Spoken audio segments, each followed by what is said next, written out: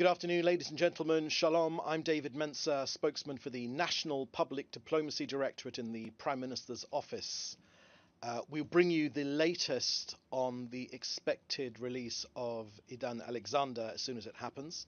But in the meantime, I'll continue with our briefing, making obvious reference to, please God, Idan's release. Today, it's Monday, May 12th, day 584 since the October 7th atrocities.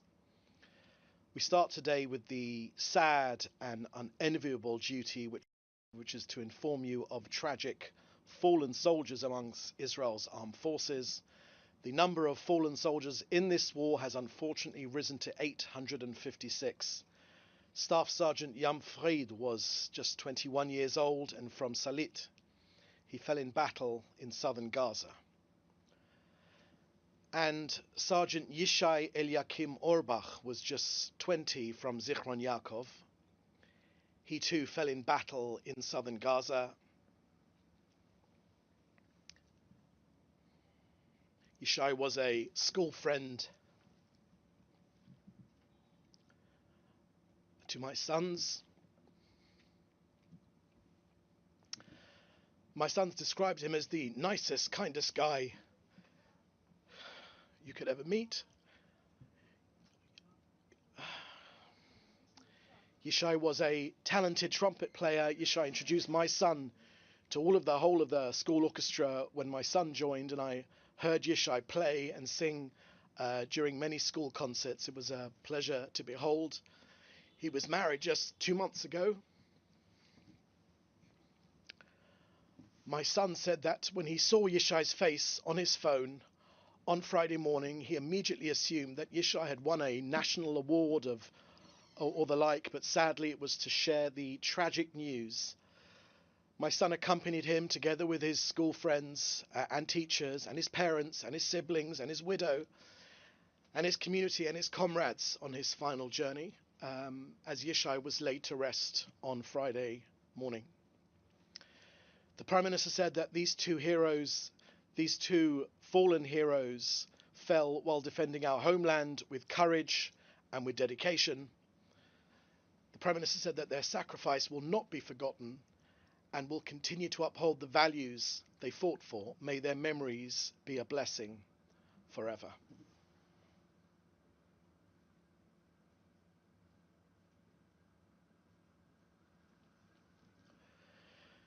Next, today, we expect the release of IDF soldier Idan Alexander, who was brutally abducted by the Hamas terror organization and held hostage in Gaza for 584 days. We will let you know news as soon as we have it. His return, without any concession in exchange, is a direct result of the relentless military pressure exerted by our brave IDF forces and the firm, principled policy led by this country and this government in partnership with our US allies. For clarity, Israel has not agreed to any ceasefire nor the release of terrorists. We have committed only to a temporary humanitarian corridor to facilitate Idan's safe return. Hamas have made this release as a gesture to our American allies.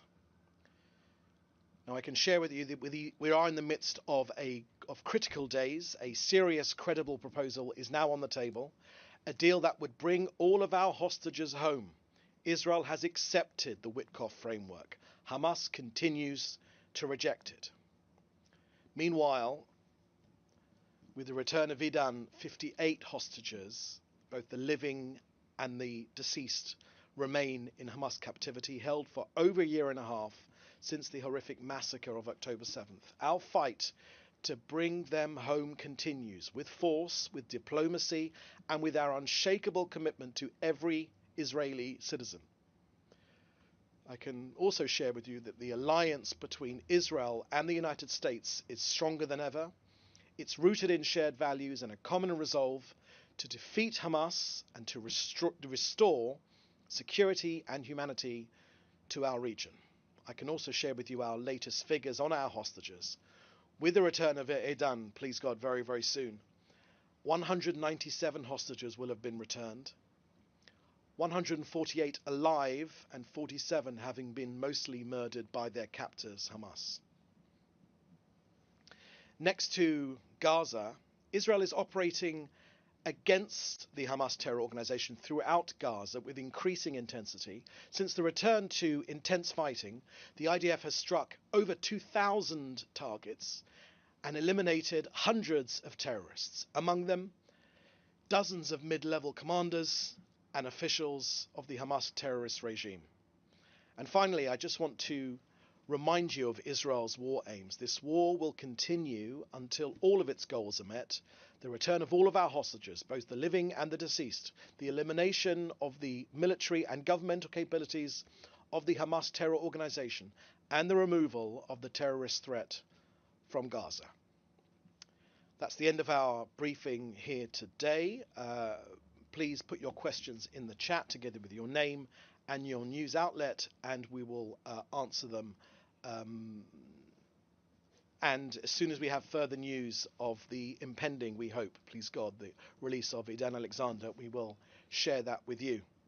Okay, first question I can see here. Is that the first question? Yeah, that's the first question I can see here is from Samuel Tisser from BNN.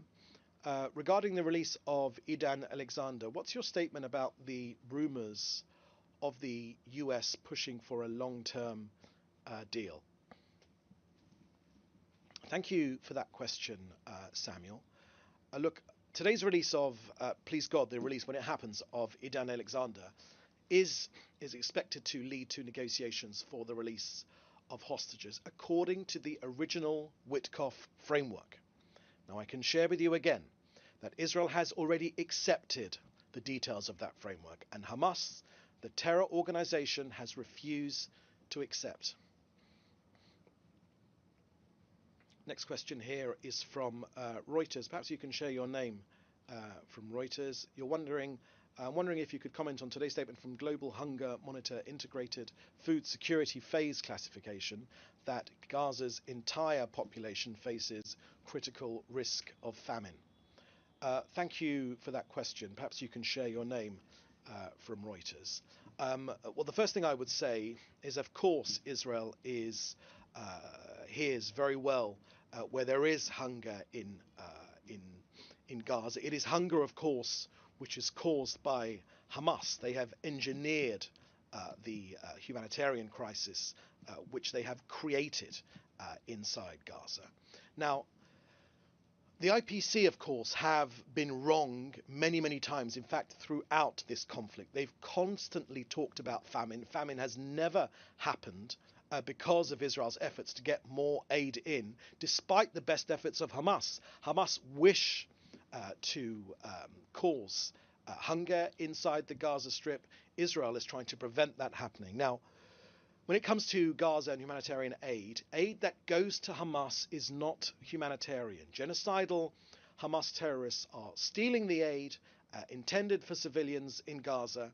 This is a tragedy as well as a crime, of course.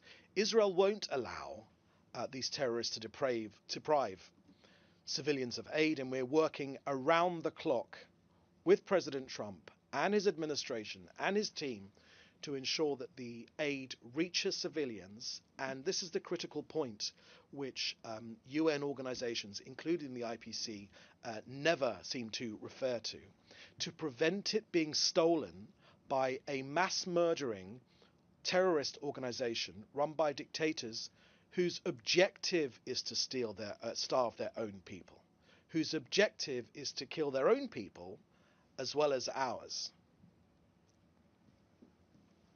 Thank you. You've told me your name is May from Reuters. Next question is, did Israel send a delegation to Cairo for the ceasefire negotiations? That's from Itai Stern at NPR. Itai, the point of these briefings is to share with you official information. There is plenty of speculation everywhere in this region, in the media and elsewhere. I can share with you that Israel does wish to pursue negotiations to get our hostages home, defeat this terrorist organization, and end this war. Of course, it's all of our objectives to end this war by defeating this terrorist organization, making sure that Hamas can never be a force inside Gaza again, and of course to get every single one of our hostages home, the living and the deceased. Next question here is from Hannah Julian from the Jewish Press. Any comment on reports that Israel may be forced by a Saudi-US deal to accept a demilitarized Palestinian state? No, Hannah, I haven't got anything to share with you on that. It doesn't. That's not something which we've talked about. Our Minister for Strategic Affairs, Ron Dermer, who has been absolutely key to Israel's negotiations to get our hostages home and to defeat this terrorist organization, has said very, very clearly that it's demilitarization coupled with de-radicalization which will provide a better future for Palestinians. Next question from Riccardo Cavalieri from RAI News 24 Italian TV. And you're asking, Riccardo, is it true that Idan Alexander's release was achieved through direct negotiation between US and Hamas without Israel being directly involved in this specific case? How do you comment on the fact that the United States negotiated directly with Hamas? Thank you for that question, Riccardo. Look, I will share with you that Israel is extremely grateful with the potential of our hostage coming home. That is our ultimate objective. Of course, we are delighted with the fact that our hostage is potentially coming home, no matter what the citizenship of our hostages. If they are an Israeli citizen, it is our duty to get every single one of them home. And I want to remind you that our war aims are the same today as they were just a couple of days after the October 7th massacre, when the Prime Minister set them together in partnership with Israel's cabinet. This war will be over when its goals are met. And you can read this into your question as well as an answer. The return of all of our hostages, both the living and the deceased, the elimination of the military and governmental capabilities of the Hamas terror organization, and the removal of the terrorist threat from Gaza. Those are our war aims, and that's what all of these discussions, both diplomacy and our military efforts to put pressure on Hamas, which has resulted in this potential release, please God, when it happens. That's why it is happening, because that's been our objectives. And the latest information I'm getting right now is that Idan is now scheduled to be released this evening. So I can share with you that our latest information is that Idan is now scheduled to be released this evening. All of us are waiting for that moment. Another question here from Samuel Tisser from BNN, and you say that Trump will be gifted a plane from Qatar. What's Israel's response, as Israel and Qatar have a tense relationship? Thank you for that question, Samuel. I think Israel, what I can share with you, the way I'd answer that question is Israel knows exactly what Qatar is.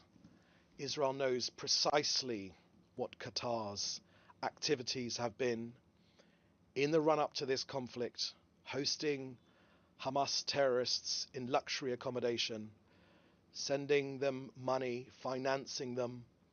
Israel knows precisely what Qatar has done and continues to do, and that's the way I would answer that question. Question here from Beltrue from The Independent. You're asking a question about the strength of the US-Israel relationship. You think that it's at an all-time low, particular over disagreements concerning Iran, and that this has been highlighted by the fact that the US had direct talks with Hamas to negotiate with the release of Idan. Thank you for that question, Bell. Look, I think Israel's relationship with the US is the result of years of partnership, years of sharing the same worldview, of sharing the same enemies, of sharing the same aspirations as well for a more peaceful future. So I don't recognize that description whatsoever. When it comes to Iran, you specifically asked about Iran.